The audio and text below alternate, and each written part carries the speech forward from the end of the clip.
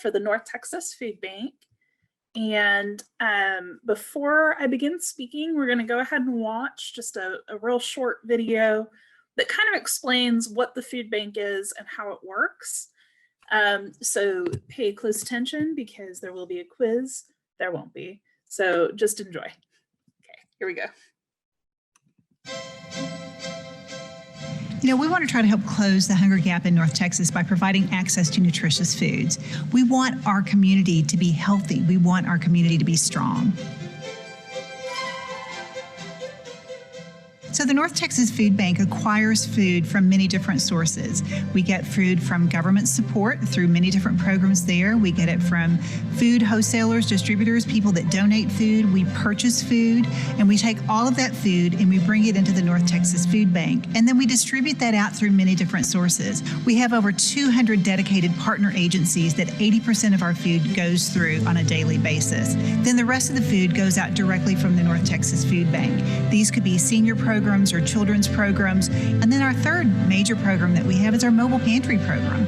We can take our mobile units out into areas where they may not have access to food.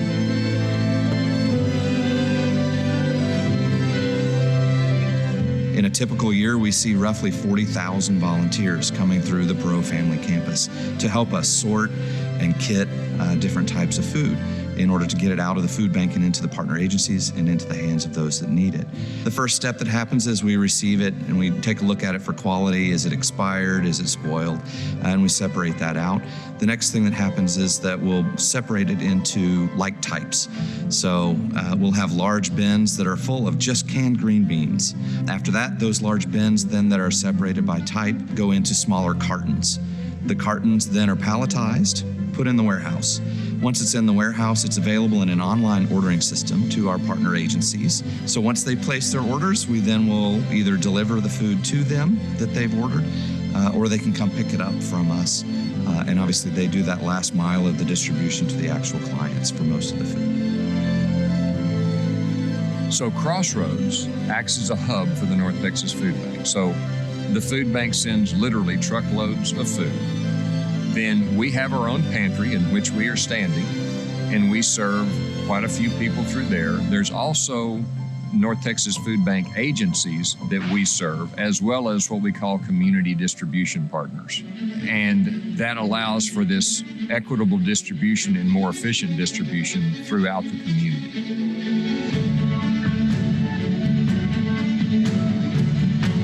So when you think about the future and what's next for the food bank after we've hit the 92 million meal mark, we want to be able to sustain that. We're continuing to build on our operational efficiencies. We're continuing to be very strategic in how we're serving our community as well too, to make sure that anyone has access to the food that they need.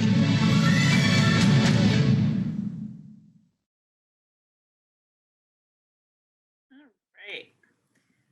I'm going to go ahead and stop sharing that. So, as you guys heard, basically the food bank not only provides food directly to people, but what we really focus on is putting food on the shelves of hundreds of other nonprofits that are helping to feed people throughout 13 North Texas counties. So we serve Dallas, Denton, Collin, and 10 surrounding counties.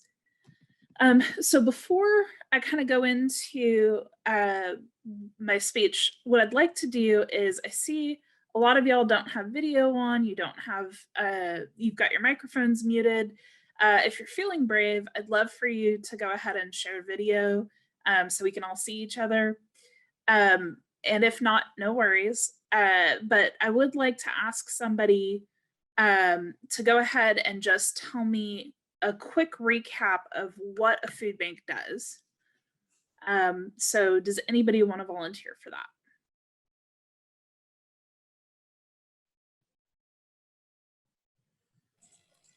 From what I understood, the food bank will distribute food to, it won't distribute food directly, but it'll give it to other organizations and then they'll distribute it. Yeah, so that's sort of the bulk of what we do.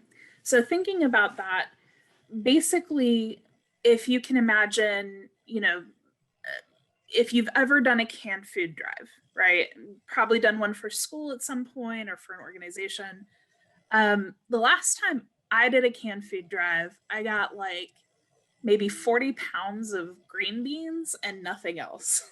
Wow. And it is really hard for families to make a whole meal with just green beans, right?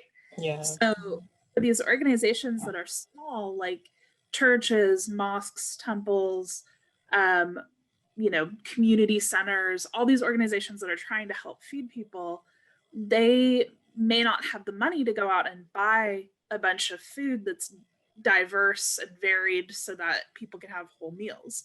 And that's kind of where the food bank steps in. So we go out and we get our food from the government. We get some of our food from retail stores like Walmart, Kroger, that kind of thing. We go out and buy some, and we're doing it all in such huge quantities, and we take donations. But because we're doing it in such huge quantities, these agencies can actually order from us and say, okay, this month we have tons of produce and vegetables, but what we really need is protein items. So they could put in an order for certain protein items. So it helps to make sure that we're not just putting any food out there, but we're putting food out that is nutritious and going to really help families who are hungry. Because when you're hungry, there's a lot of medical effects of that. Can anybody think of some of the medical effects of hunger? Maybe Ina? I guess it would be harder to think properly if you're hungry or focus. Absolutely. So if you think about being in school when you're hungry. Maybe it's like that time right before lunch and maybe you accidentally skipped breakfast. And so you're really hungry. Trying to pay attention to anything going on in class is really hard when you're hungry. So, sorry, I'm seeing somebody needs to be admitted. There we go. So, if you are struggling with hunger, it's hard to focus, but there's also some other consequences to that as well. One is social. It's harder to make friends as a kid when you're hungry because a lot of kids who are hungry either become really introverted and don't talk, or they become angry, just like I get, if I haven't eaten, I can get a little hangry sometimes, right? But that can cause conflict with other kids. But even worse, there are medical side effects to hunger, like you are at higher risk for chronic kidney disease, you're at higher risk for liver disease, you're at higher risk for diabetes, you're at higher risk for asthma and other types of issues that are preventable. And unfortunately, children who experience hunger are more likely to experience a medical condition and more likely to be hospitalized than their food secure peers. So there's a real reason why we need to ensure that everybody has enough nutritious food to eat. Among adults, being hungry can actually impact you at work.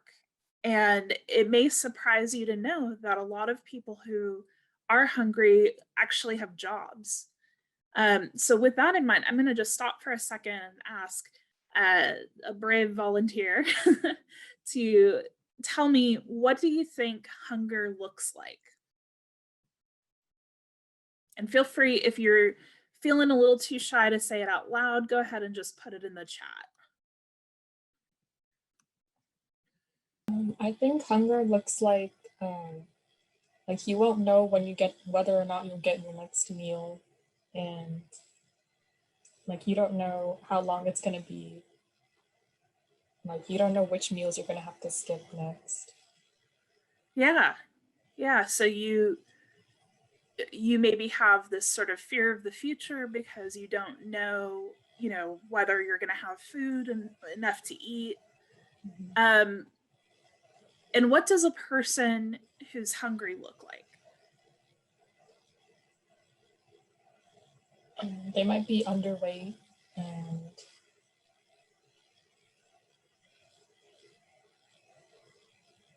Yeah, they could be underweight. Could they be overweight?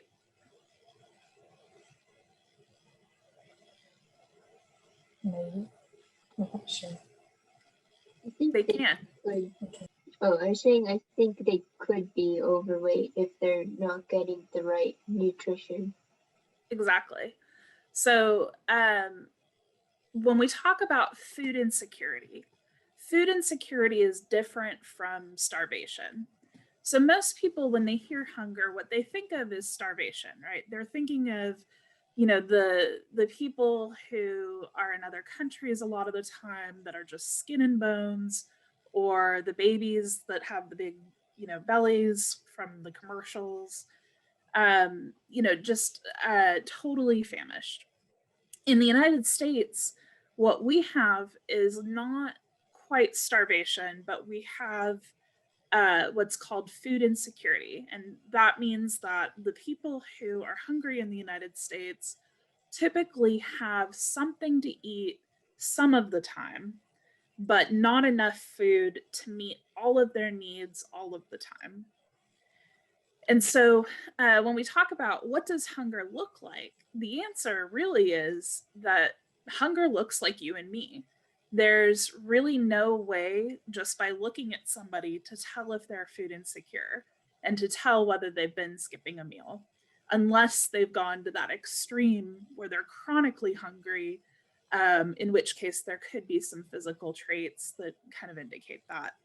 But in North Texas specifically, what we're typically dealing with is food insecurity. So, um, thinking about how people become hungry, well, not having a job can definitely be something. And a lot of people imagine that the people who are hungry in our community are homeless. But the reality is, looking at the demographics, the types of people that the food bank serves, only about 5% or less are homeless, which means 95% of the people that we serve are in homes. So what we're really seeing is what's called the working poor. The working poor have at least one person in the household who's working full time, but even with their salary, they're not able to afford all the good nutritious groceries their family needs without sacrificing in some other way, like not being able to pay a bill or not being able to access medicine, that kind of thing. So, um, with the COVID-19 pandemic, I think people are now starting to understand that idea of the working poor a lot more. A lot of times when there's a big disaster, it's a lot easier to sort of see that, okay, one day I could be working and the next day I could totally be let go, not have a job through no fault of my own, but because something happened. So last year in February, actually March, when COVID-19 reached North Texas, we knew that all of the shutdowns of restaurants and hospitality and schools was going to really impact how people were able to get their food.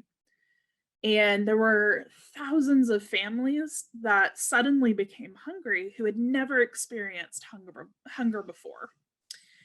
In fact, about 40% of the clients we saw during those early days of hunger were brand new clients who had never received services before. So hunger really is an issue that's right next door to us here in our community. It is an issue in our backyard here. So just on a positive note though, I'm gonna share this screen over here. So during the COVID-19 pandemic, early days from March to June, because people like you actually gave to the food bank, found ways to volunteer, found ways to help, here's what the food bank was able to do. So this is just, let's see, March, April, May, June, 4 months. In just 4 months, we provided more than 27 million nutritious meals. And that included 35 million pounds of nutritious food. We also were able to increase the number of people we served. We served over 246,000 people in that time period through just one program of the food bank, which is our mobile pantry. In a typical year, we serve for the whole year a little over 439,000 people. So that's, if you think about that, for just 4 months serving that many people, that's a pretty big increase. So that's kind of what we do. So now the question is, how can you help? How can you get involved with the food bank? What can you do in order to help fight hunger? So the first thing that I always tell students whenever I see you is just be kind and be patient to other students, because you have no idea what's going on in somebody's home. If there's a kid who maybe isn't talking or who seems angry all the time, it could be that there's hunger going on. So having that patience and that kindness, empathy for other people can go a really long way. The next thing is that you could volunteer with us. So if you go to ntfb.org/volunteer, in this case, it's get involved/volunteer, it'll pull up a list of different activities that you can do. So we try to put the ages on here because we do have some that really, for your juniors and seniors who are, 16 and over, that's who we would want to come to these activities. But we do have some for younger folks as well. So I'm just going to quickly kind of go through these. So our disaster relief mobile pantry. So this is the one where you go to a parking lot somewhere, there's a bunch of trucks set up, and a whole bunch of cars will line up, and you'll help put certain foods into the trunks of the car, help take information from our clients, and it just helps ensure that food is getting out quickly to people who need it. In order to sign up for those kinds of shifts, you just click on view calendar and it'll kind of show you when they are. Because the mobile pantry is disaster relief, it's not regularly scheduled. So there's not like one shift every Saturday at a certain time. So you do have to kind of jump on and look. But you can typically sign up to 10 people in a shift. So if you as a group wanted to volunteer and everybody was over 16, that would be an option. The next option is our distribution center. So we are located in Plano. We're off of Maple Shade Lane, kind of near where the Central Market is. And in our distribution center, or our warehouse, we use volunteers to help sort canned food items so that we can fill those orders like I was talking about before. And that's really important because we need to know, okay, how much of produce, how much protein, how much carbohydrates do we have in stock? And so when we're separating things, that makes it so much easier for those agencies to order. So that's a big help. We also have a program called Food for Kids that provides backpacks for the weekend to elementary and middle school students. And one of the jobs in the distribution center is to kind of follow a template to fill up those bags. And so this one is for ages 14 and up. So a little bit more flexibility for those of you who are not 16 yet. These two opportunities are really the best for people of all ages. So if you and your family wanted to do something together and you've got younger siblings, what we would recommend is take a look at our Cards for Hope or our virtual volunteer. Cards for Hope basically is sending a card to a senior or somebody who may be a little bit more isolated, uh, and it gets put into their box of food. So that way, when they receive their food, they also get a little note so they don't feel quite so alone. So that one's kind of a fun one to do. And then virtual volunteering, social media ambassadors, uh, basically jumping on your Facebook, jumping on Twitter, Insta, Snap, like whatever you use, TikTok, and helping to advertise information that people need to know about the food bank, like distribution times or, hey, there's a fundraiser going on. Can you help us? So that one's kind of fun as well. And you can sign up for that and do any one of these opportunities. And I think, let's see, nutrition services. So we do teach some classes to people who are hungry. Our nutrition services team tries to help them learn how to plan meals on a budget. And so they not only are learning basics of cooking and nutrition, but they're learning how to wisely use benefits or the limited income they may have in order to prepare food.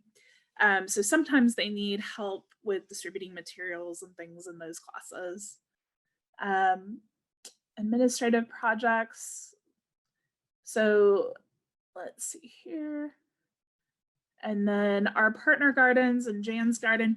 This hasn't been updated. I believe that the partner gardens, you do need to be 16 and up to volunteer with now, but Jan's garden should be groups of all ages.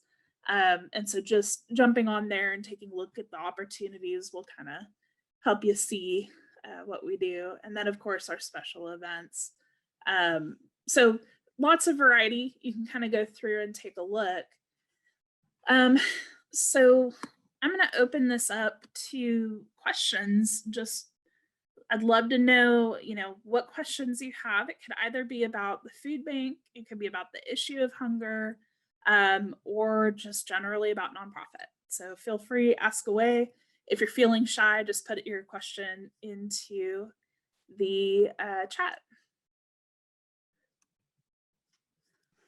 Okay. How about anybody else? Has anybody else had a chance to volunteer with the food bank before?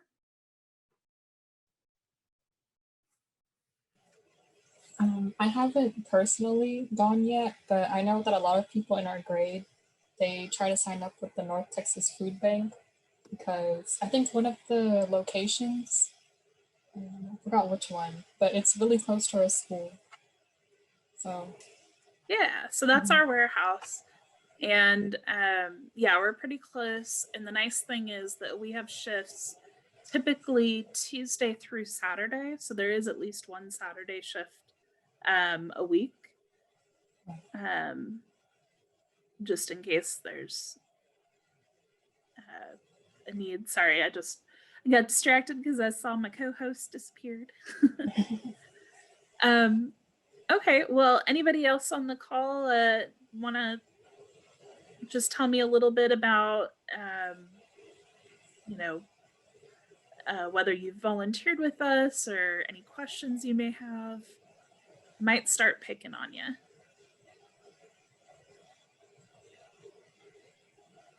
I have a question.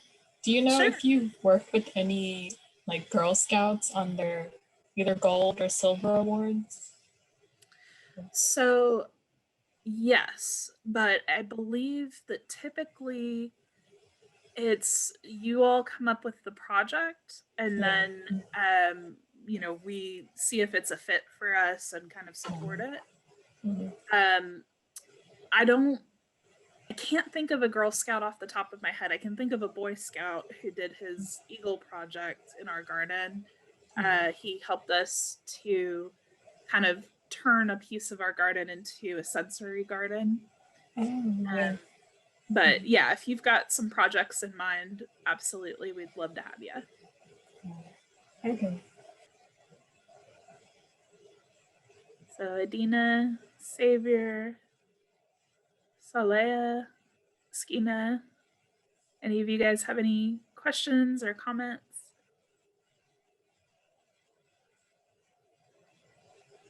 Okay, well, since we still have some time left, I'm going to go ahead then and just dive into a little bit about what I do specifically at the food bank. So I am the foundation giving manager. And what that means is that I am the grant writer for the organization. So what's a grant?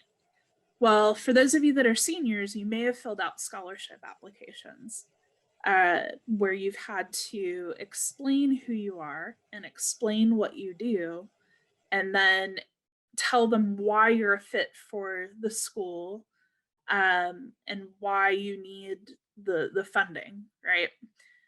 So for the food bank, when we are needing funds, one of the ways that we get money is by submitting applications to foundations or to corporations and to ask them to give us money to do specific things. So all of that needs somebody to write those applications, but also to track whether the funds come in or not and report back to help people to understand, okay, what did you actually do with that money? So I personally started as let's see, I went to TCU and double majored in journalism and political science. And then I was a newspaper reporter. Then I worked for Southwest Airlines for a little bit before I came to the food bank. So I've been at the food bank for 7 years, and this was my first grant writing job. And if any of you are thinking about going into nonprofit, I definitely recommend it. It is really cool to have a career that's focused on trying to solve a problem or being mission driven to help others. But I will say that it's not, the trade-off is that it's not quite as lucrative as if you go into like a corporate career. So you may not earn as much money doing it, but you have that trade-off of knowing that what you're doing is helping people. And so for me, with my background, I learned how to write on a deadline, and I learned how to ask a lot of stupid questions and not be afraid to ask questions. And so that really was helpful for grant writing because you're dealing with a ton of information that you have to make easier for people to understand.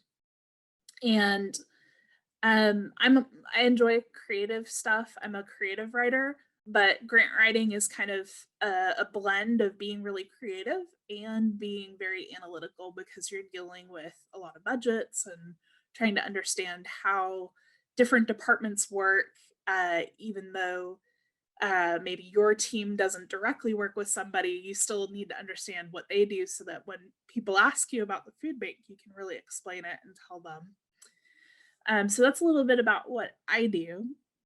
And then in terms of the food bank itself, so we have 179 full-time employees, but a lot of what we do really depends on volunteers. So we, in a normal year, have as many as 40,000 volunteers come through. This year, that number is way down because of safety precautions we put in place with COVID. So for example, we limit how many people can come into our food bank because of COVID. We have people stand 6 feet apart, wear masks. We have to sanitize everything. So we're being really careful because of that. And I'm sure that all of you've had to deal with those precautions, whether it's out in public or at school. So yeah, it's until this virus goes away, I think that our volunteering will be down a little bit. But when folks like you all come and help, it just makes such a difference. Um, let's see, I think that's about all that I have. So I'm going to open it back up for questions again. Any questions, any comments?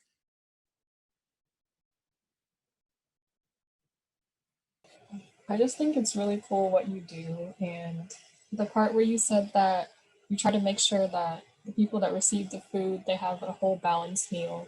It makes sense because if you just collect random food, like they will have food, but it might not be in the best way for them. So I think that's a Yeah. good consideration. Yeah, absolutely. And I think one of the things that's kind of cool, so we have certain, like a certain criteria around what's considered nutritious food. So like if you were to give us, a donation of 10 cakes, for example, well, we know cakes are not nutritious, but we're also not going to say no, and we're also not going to avoid giving them out to people because it's still food and everybody deserves a little cake on their birthday, right? Yeah. So instead, we just don't count that into our goals. And when we report, we don't report on non-nutritious foods. So last year, we provided between,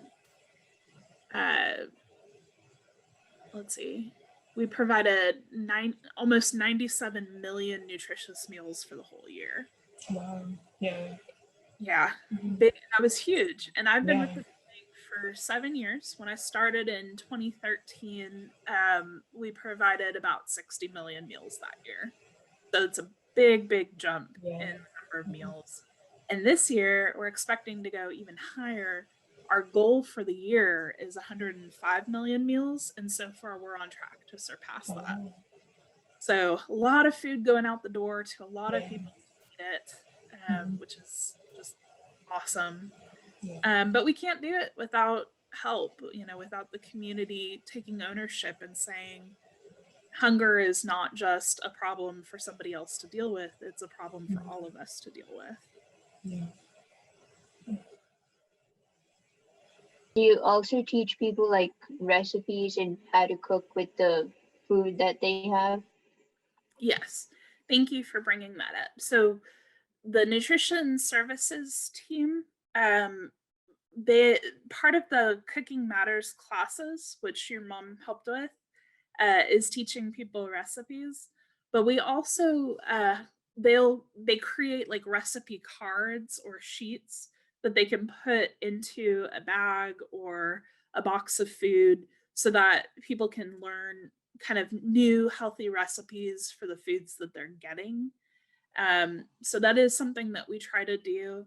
Uh, we also, and I'll be honest, we're not at a point where we can really say that we specifically do this, but we do try to be somewhat sensitive to cultural differences.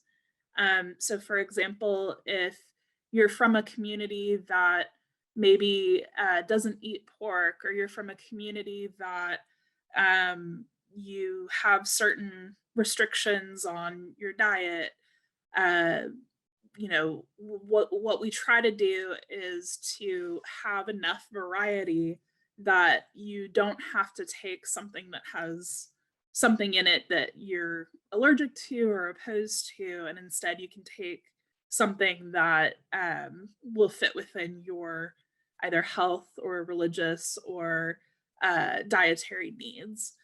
And so the way that we do that is at the food pantries that we work with, they have what's called a client choice model. And so instead of walking into a food pantry and getting handed a bag of food, they actually kind of have like a shopping experience where they go along shelves and they're allowed to take one of, or a certain number based on the household of different types of foods. And so, for example, it's usually organized by the broader category the food's in. So there may be like a, rice and beans category. Well, in the rice and beans category, there may be cans of food that's pork and beans. And if you're somebody who doesn't eat pork, you would want to look for the vegetarian, like black beans or something else that's there. From a nutrition standpoint, that's another touch point where we try to encourage nutrition.